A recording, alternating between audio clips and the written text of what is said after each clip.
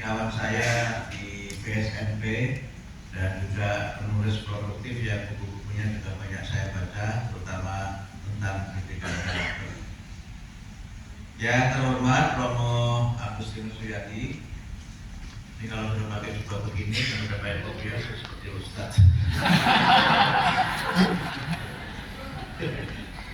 Kemudian Romo Charles Agustinus Condro, Bapak Didik Biantoro, dan juga pendamping pendidikan paroki Tomabi, Romo Brik Wahyu Cahyana, dan juga Ketua Pelaksana Bapak Prasetyo Hartono, Komisi Pendidikan Keuskupan Agung Jakarta Ibu Priska, dan para guru Katolik di Jakarta Barat dan seluruh tamu dan hadirin yang berbahagia.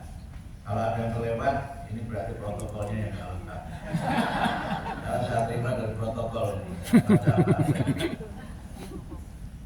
Pertama-tama saya merasa sangat berbahagia bisa hadir di sini di Komunitas Pendidikan Katolik Jakarta Barat, yang waktu itu Mas Doni japri saya untuk memastikan saya hadir, dan ya, alhamdulillah beruntung karena awalnya saya mengatakan tidak bisa karena hari ini saya ada rencana untuk memberi kesaksian pernikahan dan nasihat pernikahan seorang sahabat.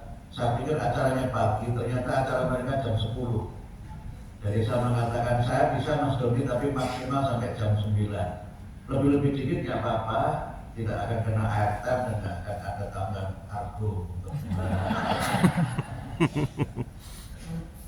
Saya tentu berterima kasih secara pribadi dan juga secara kelembagaan kepada Bapak Ibu Guru dan seluruh penyelenggara pendidikan Katolik yang telah berpartisipasi dalam membantu kami memberikan layanan pendidikan bermutu untuk semua. Sejak menjadi menteri ini, dalam catatan saya sudah hadir di momen penting pertemuan guru Katolik yang diselenggarakan di Nusa Tenggara Timur. Saya membersamai dan bertemu langsung dengan para pengurus pendidikan Katolik seluruh Indonesia, didampingi Romo Darmin. Saya juga sudah ketemu dengan, kalau ketemu KWI sudah tidak asing lagi Romo. Apalagi saya bertetangga dengan Kanisius, jadi kami sering bercanda dengan para Romo di sebelah kantor saya di PP Muhammadiyah. Bahkan saya sering canda, guru-gurunya di situ juga bagus Romo-Romo itu. Jadi suaranya itu sampai kantor PP Muhammadiyah. Jadi bagi saya bukan hal yang asing berinteraksi dengan saudara-saudara dari kalangan umat Katolik. Bahkan kalau saya keluar negeri, itu saya ke Vatikan, saya ke Roma, ke berbagai negara, saya selalu ketemu dengan para suster Indonesia yang hebat. Dan sebagian Romo yang ngajak foto saya itu, para suster itu, selama ini saya hanya lihat Bapak di TV saja. Saya ingin foto sama Bapak. Jadi rupanya banyak juga penggemar saya dari kalangan para suster. Gak apa-apa, besi saya ya. Jadi saya juga tentu saja berterima kasih bahwa kalau kita lihat dari sisi peringkatnya, sekolah-sekolah Katolik ini kan berada pada level menengah ke atas, baik dari sisi kualitasnya maupun dari sisi segmen sosialnya. Walaupun juga saya tahu banyak lembaga pendidikan Katolik yang memberikan layanan pendidikan untuk masyarakat lapis bawah. Saya sering menyebut yang atas itu elit, yang bawah itu alit. Alit yang kecil kan, yang atas itu elit, yang bawah itu alit. Yang alit ini juga diurus Katolik, yang elit juga diurus Katolik, dan kami berterima kasih atas sekali lagi jasa dan dedikasi para guru di berbagai lembaga pendidikan Katolik yang ada di Jakarta Barat, Jakarta maupun di seluruh tanah air. Yang kedua, terkait dengan tema ini supaya tidak terlalu serius, karena hidup ini sudah terlalu serius, jadi kita harus menyikapinya dengan gembira. menyikapinya dengan sukacita. Dan mungkin kalau Bapak Ibu perhatikan, saya menteri yang kelihatan paling rileks di antara menteri yang lain, tapi rankingnya alhamdulillah selalu paling atas. Dan itu bukan ranking yang saya minta dibuat, itu mereka bikin sendiri juga. Tapi poinnya begini, pendidikan bermutu untuk semua itu amanat konstitusi. Kalau kita baca pembukaan Undang-Undang Dasar 45, tujuan didirikannya negara adalah untuk mencerdaskan kehidupan bangsa. Dan kalau kita baca pasal 31 Undang-Undang Dasar 45 disebutkan setiap warga negara berhak mendapatkan pengajaran atau pendidikan. Dan kalau kita baca Undang-Undang 20 2003, di situ disebutkan setiap warga negara berhak mendapatkan pendidikan yang bermutu. Karena itu kalau kami di Kementerian Pendidikan Dasar Menengah sekarang mengambil visi pendidikan bermutu untuk semua, dasarnya itu bukan opini Abdul Mukti, dasarnya bukan subjektivitas Abdul Mukti sebagai seorang menteri, tetapi adalah amanat konstitusi. Yang kedua, kalau kita bicara mengenai pendidikan dan tantangan kita hadapi, saya berkali-kali mengatakan guru itu bukan sebagai agent of learning semata-mata, tapi guru adalah agent of civilization. Guru adalah agen peradaban. Sehingga saya beberapa kesempatan di teman diskusi saya yang sangat baik, Mas Doni ini, saya mengoreksi teori bahwa mengajar itu adalah proses transfer. Saya tidak sepakat dengan istilah itu. Saya menggunakan istilah mengajar itu proses transformasi. Transformasi pengetahuan, transformasi keterampilan, dan transformasi nilai. Jadi learning dan teaching itu tidak sekedar the process of transfer knowledge, skills and values, tetapi transformation of knowledge, skill and values. Perbedaannya, saya kira secara pedagogis sudah sangat berbeda. Kalau transformation itu yang kita berikan itu tidak semuanya. We do not deliver everything. Tetapi yang kita berikan adalah yang most essential, yang memang itu meaningful, itu bermakna, dan dia bisa transformasikan yang dia peroleh itu dengan berbagai macam kemampuan kognitif, kemampuan reflektif, dan berbagai proses yang membuat dia menemukan makna dari yang dia pelajari. Berapapun yang kita berikan di sekolah itu tidak akan pernah bisa mengikuti dinamika dunia yang berubah dengan sangat cepat. Sekarang kita hidup di era yang orang tidak lagi menyebut era digital age. It's already happening. Sekarang orang bicara mengenai exponential age. Era eksponensial di mana perkembangan ilmu, perkembangan teknologi itu mengikuti garis eksponensial. Ada buku yang khusus menulis tentang itu.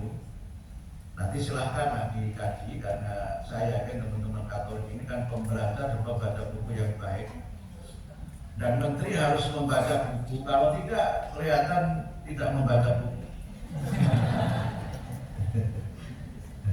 Jadi era exponential age itu meniscayakan adanya kemampuan yang bisa ditransformasikan. Sehingga dalam berbagai kesempatan saya sering mengatakan bahwa kalau kita bicara skill, maka yang lebih penting itu adalah soft skill, bukan hard skill. Karena hard skill bisa dikuasai tanpa pendampingan guru. Orang mengetik itu tidak usah pakai guru bisa. Tetapi orang menjadi sopan, menjadi santun, menjadi kritis, menjadi punya empati kepada orang lain, itu tidak akan pernah bisa terjadi tanpa seorang guru. Kalau orang main game kalah dan kemudian gadgetnya dibanting, urusan selesai, no problem. Tapi kalau main sepak bola kalah, stadion dibakar, urusannya panjang. Saya tidak anti teknologi, tapi Romo menegaskan teknologi itu penting, pertemuan maya itu penting, tapi tidak seindah pertemuan nyata. Yeah.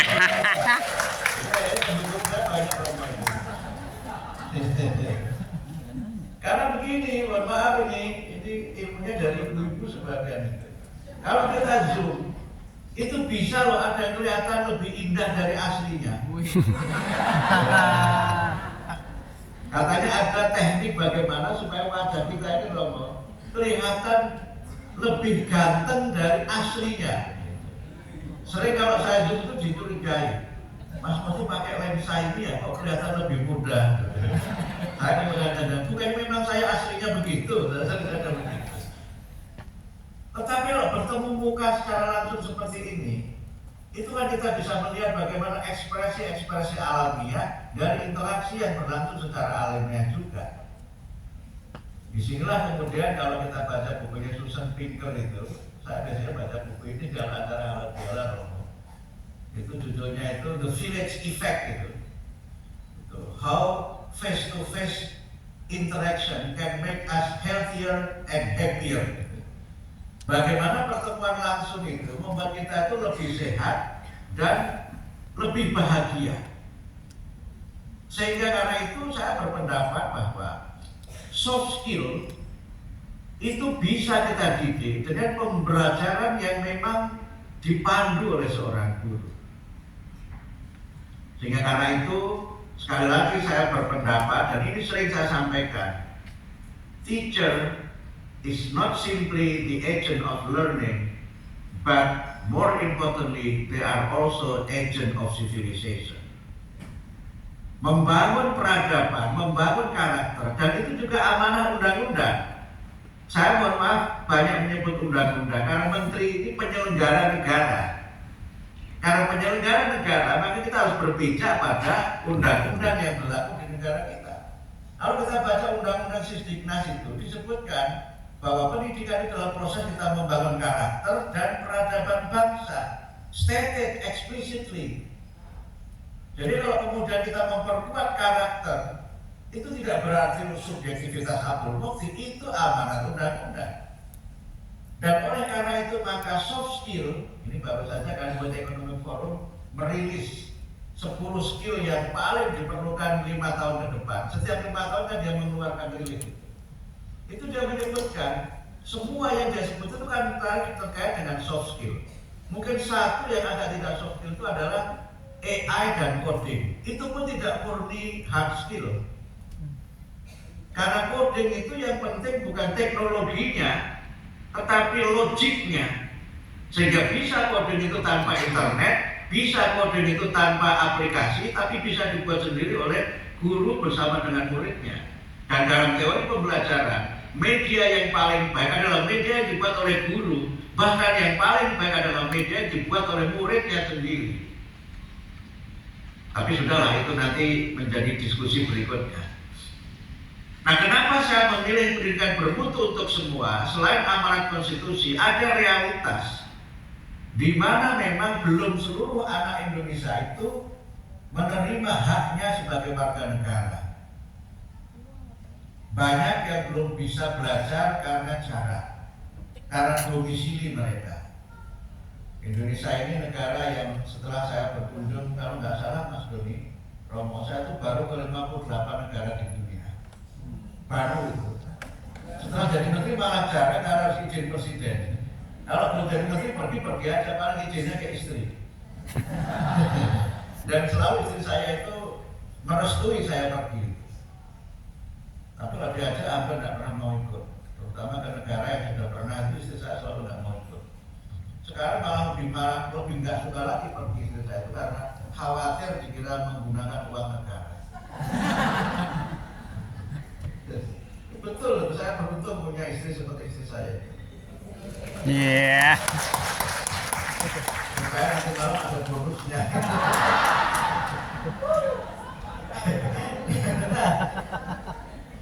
Ada yang belum berkesempatan belajar karena kondisi fisiknya.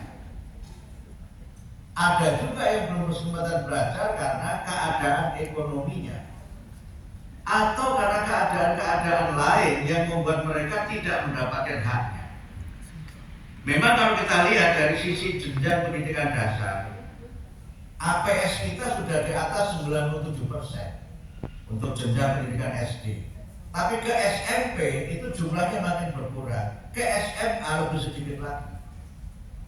Angka putus sekolah di SMA itu sekarang kalau kita lihat yang sampai ke SMA anak-anak kita ini hanya sekitar 70%. Jadi dari SMP ke SMA itu banyak yang putus.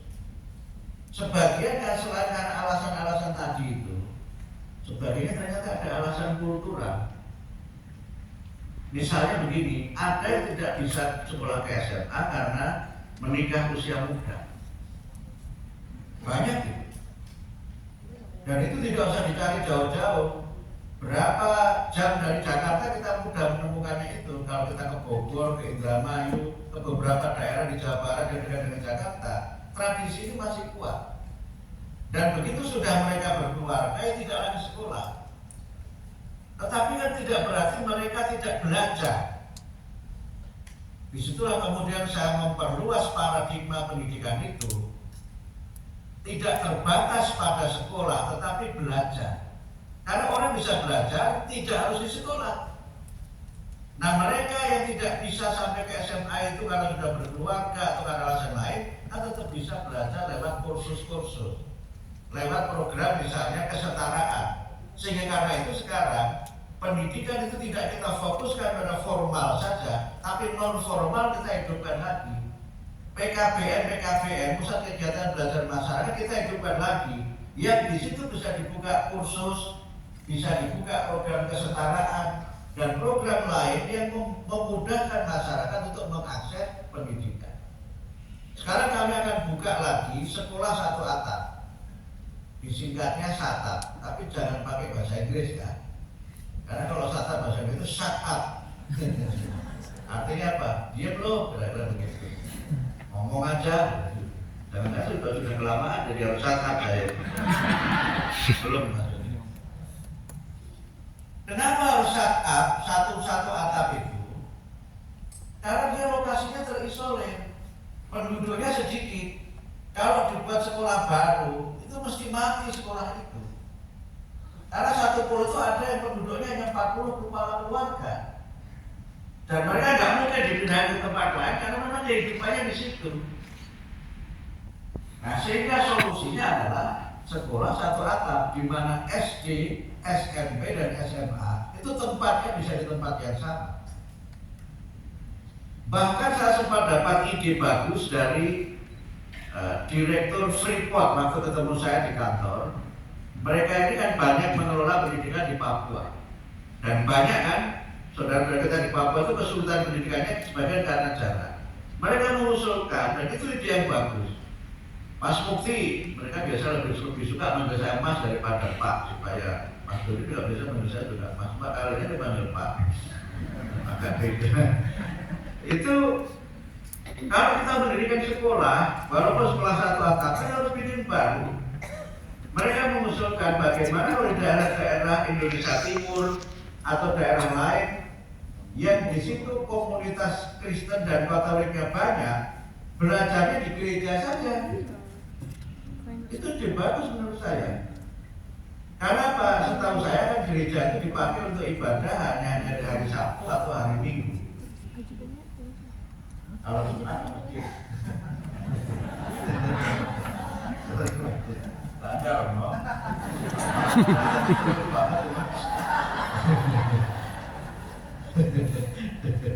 Itu bisa kan kemudian Senin sampai Jumat dipakai.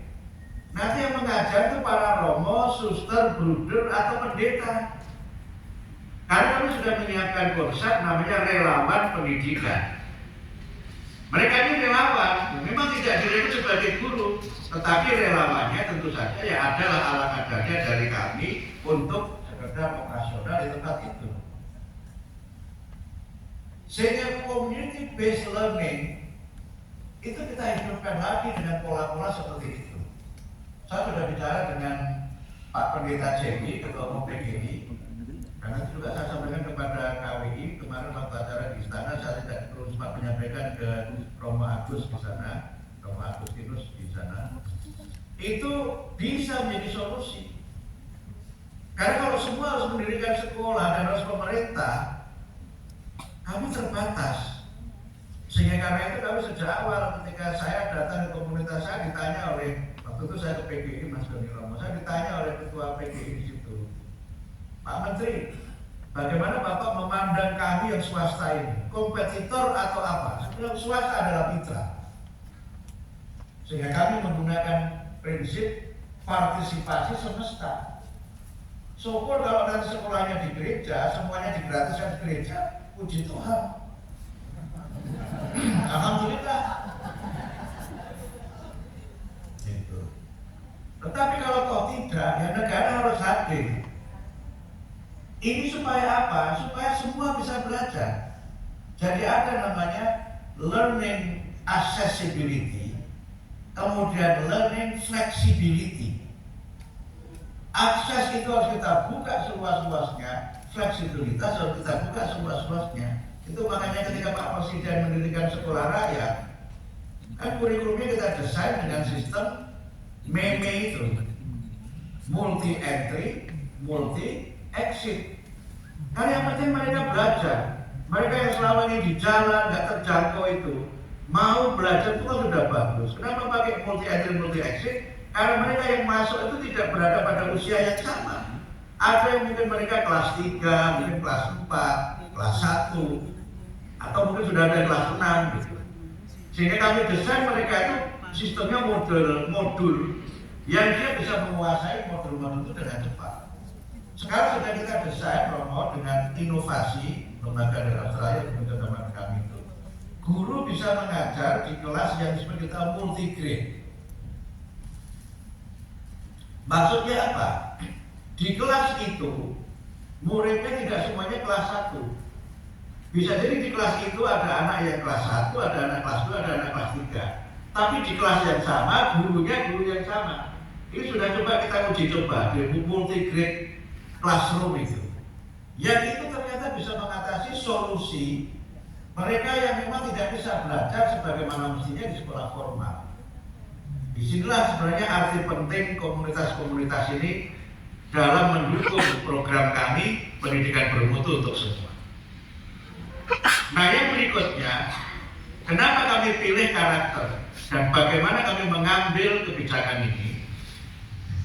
Pertama, kami melihat banyak data. Kalau itu sudah banyak data ya kan Mas Doni, saya kawan-kawan lama saya di PSNB itu kan sering sharing references and sharing resources.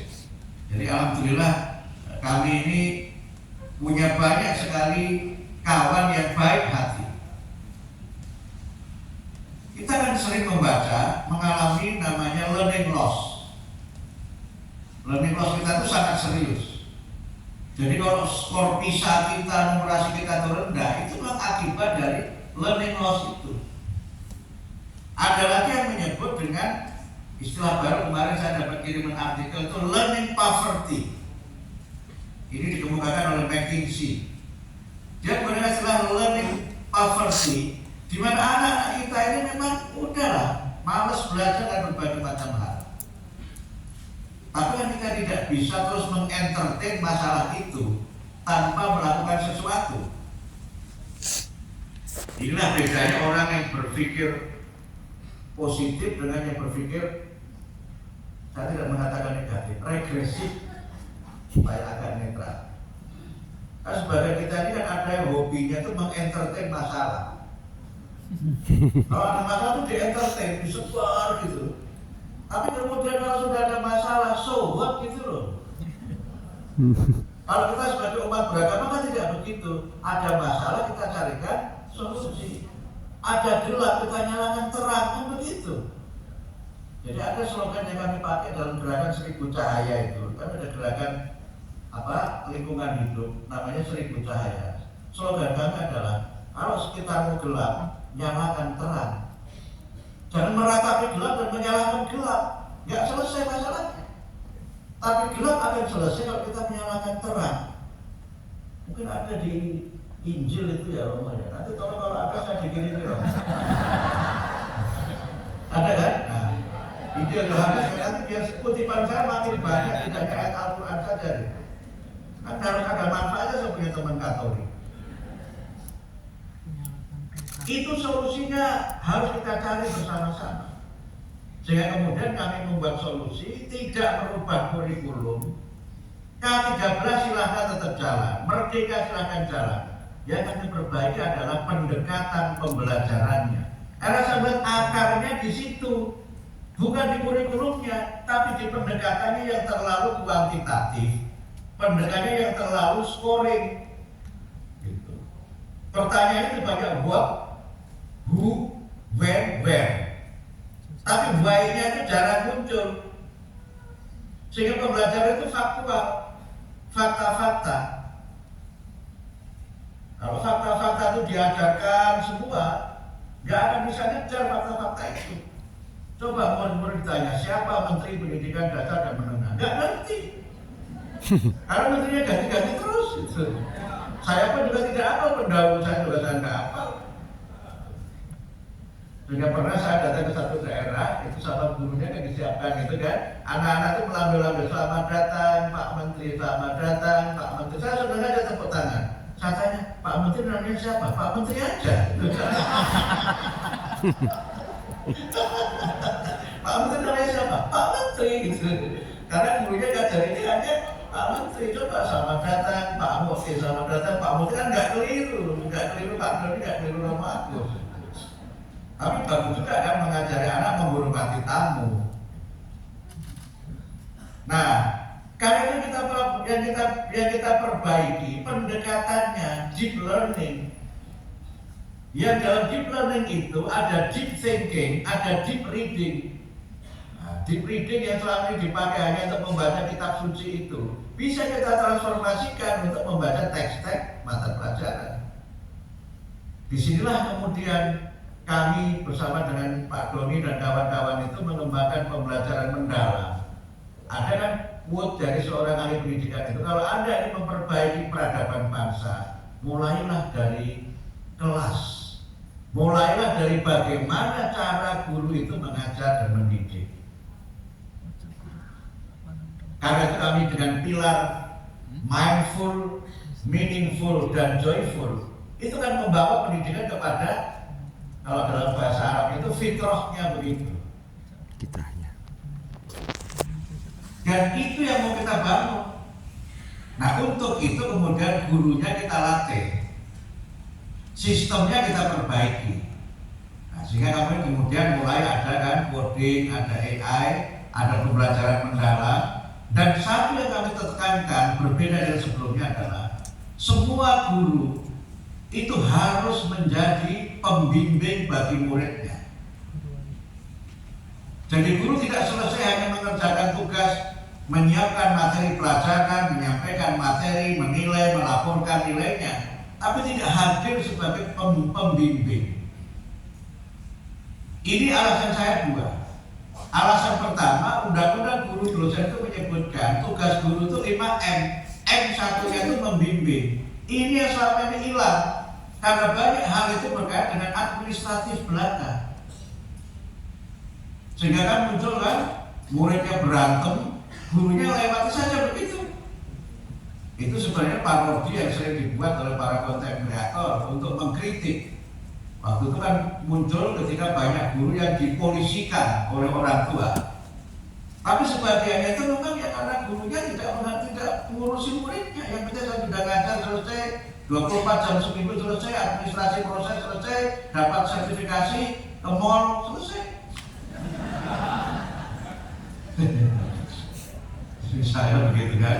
Tapi kalau guru Katolik saya kira tidak begitu.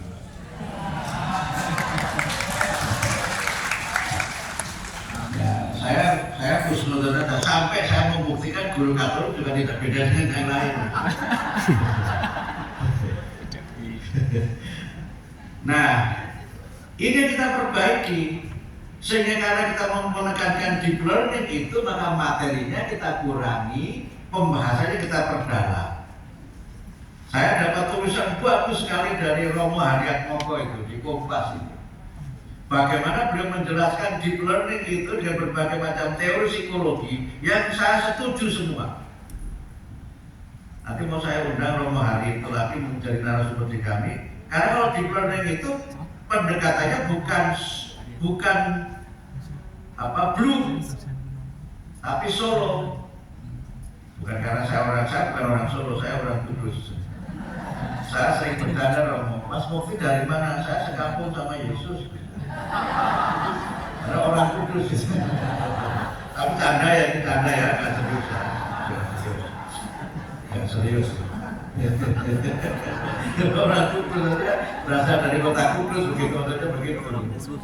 Ini canda karena saya pengen teman Katolik, jadi saya tahu caranya bercanda orang Katolik itu bagaimana saya tahu. Dan ternyata banyak rumah itu tidak melucu juga itu. Waktu saya di paroki Cempaka Putih itu kan ada acara kajian menjelang Ramadan.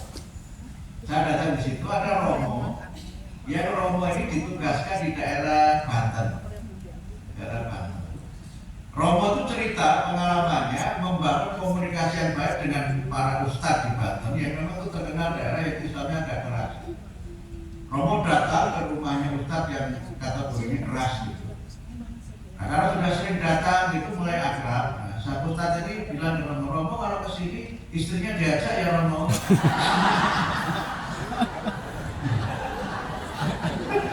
Tapi tidak tahu Romo itu dikira panggilan orang, memuliakan orang gitu. Ya nanti kalau kesini lagi saya ajak ustadz. Atau datang lagi enggak ngajak istri lagi. Sampai kemudian ustadznya ini bilang, Romo ini gimana sih? Janji kalau kesini mau ngajak istri kita makan-makan sama istri Romo, kita keluarga makan-makan enggak membawa. Akhirnya Romo terus terang, Romo itu tidak menikah ustadz. Karena Romo tidak menikah, jatahnya Romo buat ustadz saja. Ini yang cerita ini Romo saya lupa namanya. Dari balik kita Solo tadi itu. Waktu ketemu Romo Hari di BPIP, beliau kan di BPIP sekarang kan, beliau menyampaikan konsep bagaimana evaluasi dengan Solo taksonomi itu, self-observed learning outcome. Ya, walaupun ada kritik saya juga soal itu, yang kritik kayaknya temannya Mas Joni juga. Ya nggak apa-apa, biasalah sebuah kebijakan mesti harus ada yang mengkritisi. Tapi poin saya, kalau kita ingin merubah pendidikan itu, rubahlah dari bagaimana classroom itu dikelola. Cara guru mengajar itu berubah. Sehingga guru itu semuanya harus menjadi pendamping bagi murid.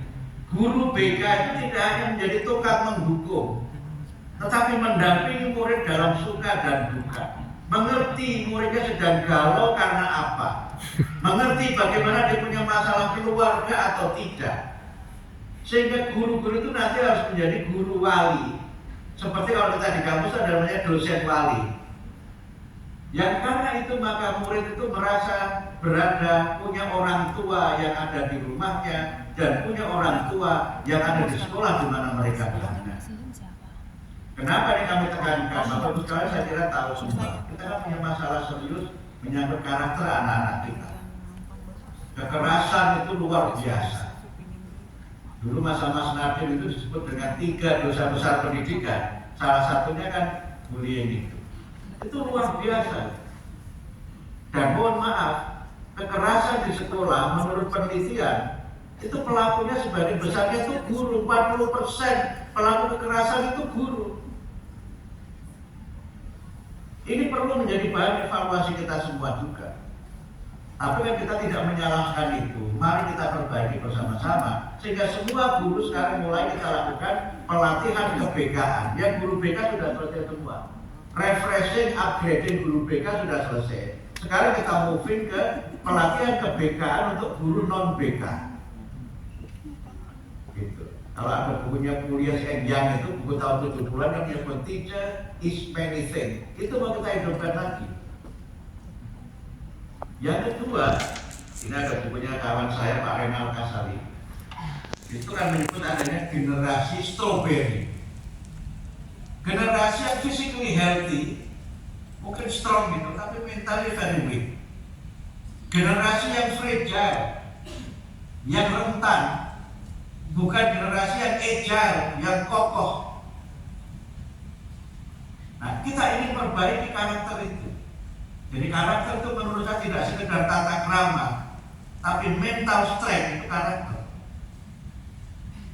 Saya baru saja membeli buku judulnya Anxious Generation. Ini hampir sama juga dengan penjelasan narasi dari generasi strawberry. Nggak mungkin bangsa ini maju kalau mentalitas generasi mudanya itu lembek. Kalau mentalitas generasi mudanya itu mudah lemes seperti strawberry itu. Harus generasi yang percaya diri, generasi yang punya mental yang kuat. Dan karena itu kalau kita membaca kan, angka bunuh diri di kalangan anak-anak itu kan sekarang meningkat. Dan sebabnya diantaranya, saya baca bukunya Tuene itu, I Generation itu, 60% anak-anak muda kita ini merasa agama itu penting, tapi selebihnya merasa agama tidak lagi penting. Ada spiritual disengagement di kalangan generasi ini. Yang kalau ini tidak kita lakukan perbaikan, ya kita akan melahirkan generasi yang dia menuntut saja, tapi tidak pernah melakukan sesuatu yang bermanfaat bagi dirinya dan masyarakat di sekitarnya. Generasi yang tidak merasa terpanggil untuk berbuat sesuatu bagi bangsanya, tidak terpanggil di tengah penderitaan sesamanya, tidak pernah merasa risau dengan kerusakan alam yang terjadi di sekitarnya. Dan inilah yang mau coba kita perbaiki dengan penguatan pendidikan karakter. Dan disitulah Bapak Ibu perhatikan, periode kami memimpin ini, gurunya yang kita perhatikan. Kita mulai dari peningkatan kesejahteraannya, yang honorer kita tingkatkan kesejahteraannya dari 1,5 juta menjadi 2 juta per bulan. Yang guru ASN sesuai dengan gaji pokoknya transfer langsung ke masing-masing guru. Kemudian guru honor mulai bulan Juli lalu kita berikan bantuan 300.000 per bulan. Saya usulkan ke DPR mulai tahun depan jadi 500.000 per bulan transfer langsung. Karena kunci pendidikan ini ada pada guru. Sarpras kita perbaiki, itu program prioritas Pak Presiden. Alat-alat kita perbaiki, kita bagi itu IFP, Interactive Flat Panel, yang juga saya dikritik soal itu, tidak apa-apa juga. Saya menteri melaksanakan tugas Presiden. Dan itu based on request atau based on consent. Yang mau dikirim kita kirim, yang tidak merasa mau ya sudah kita berikan kepada yang lain yang mau. Karena itu alat bantu supaya pembelajaran menjadi menyenangkan, menjadi lebih produktif. Nah, kita baru mulai, saya belum setahun menjadi menteri, tapi mudah-mudahan dengan dukungan Bapak Ibu sekalian, para guru, para rohaniawan dari Katolik, para suster, bruder, romo dan semuanya, mudah-mudahan kami bisa bersama-sama Bapak Ibu sekalian mewujudkan pendidikan bermutu untuk semua. Terima kasih. Baik, terima kasih Pak Budi atas ujangan dan semangatnya untuk kami Bapak Ibu Guru. Bapak Ibu Guru, saya mohon maaf, kali ini tidak ada tanya jawab karena waktunya sangat terbatas. Maka sekali lagi kita kasih aplaus untuk Pak Budi yang selanjutnya akan melanjutkan kegiatan berikutnya Pak Budi. Kami sangat berterima kasih Pak Budi di sela-sela waktu yang seperti ini masih menyempatkan diri. Ya, baik. Silakan. Baik, terima kasih Pak Budi atas paparannya dan menguatkan kami. Bapak Ibu, nanti kita akan berfoto bersama. Tapi sebelumnya, Bapak Abdul Muti apakah berkenan untuk berfoto bersama Kasih Pendidikan? Oke, baik. Mohon Bapak Ibu Kasih Pendidikan. Oke, baik. Sebelum kita berfoto bersama, terima kasih Bapak. Selamat untuk telah memberikan kami penguatan hari ini. Semoga apa yang kami terima itu menjadi bekal bagi kami para Bapak Ibu Guru untuk mendidik anak di masa depan. Baik, monggo silakan Bapak untuk diperkenankan berdiri. Kami akan memberikan sedikit kenang-kenangan kepada Romo Agustinus, dipersilakan.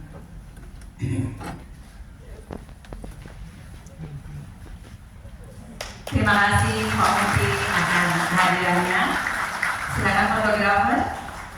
Oke, dilanjutkan, lanjut Bapak Ibu Kasih Pendidikan, Ibu Priska, Bapak Ibu Dewan Pembina, silakan.